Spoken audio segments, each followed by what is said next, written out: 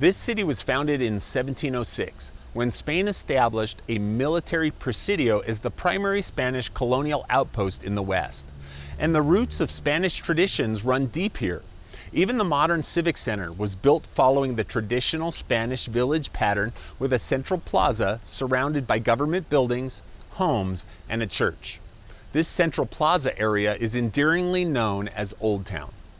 Hi, this is Rick Curtis, and this Church Planting Minute is brought to you from Old Town, Albuquerque, New Mexico. Whether you're a church planter, a pastor, or a replanter, I'm begging you to hear and consider what I'm about to say.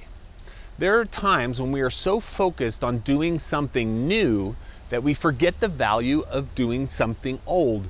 We forget our roots. Spirituality and reverence give way to marketed commercialism, and in doing so, we lose something very valuable. I want you to think about something really quick. Think of the person who led you to Christ. Think about their traditions that brought them to the place in their faith to facilitate their witness and your conversion. Now, try to imagine the person that led him or her to Christ. Now go back a step further. Who led that person? Now think about their context.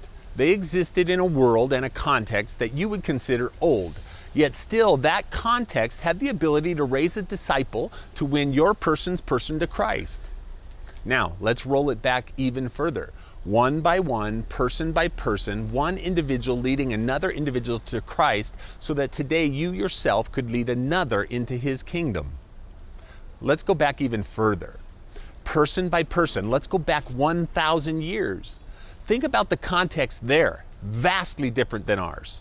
Nothing modern about it. In fact, it was the end of the Dark Ages, and yet still the chain was unbroken. Each generation having the ability to lead another to Christ.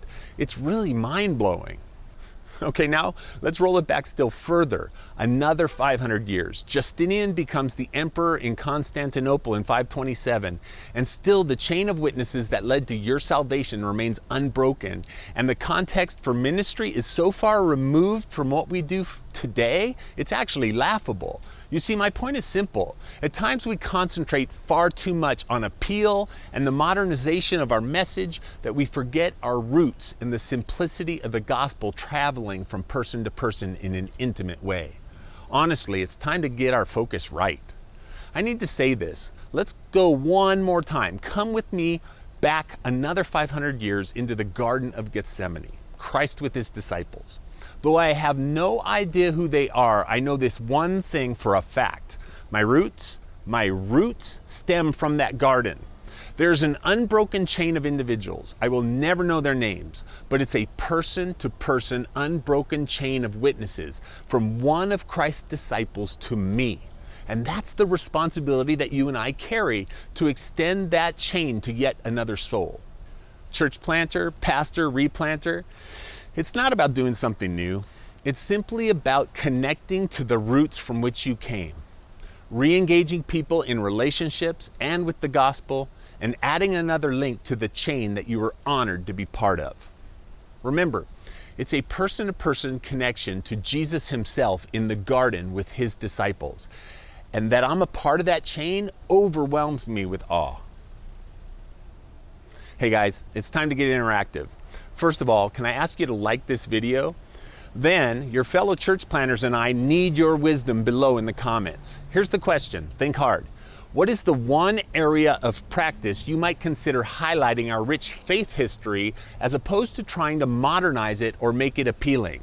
Now, help your brothers out by answering that below and tagging your church planting buddies so we can learn from their wisdom as well. Thanks a lot. God bless.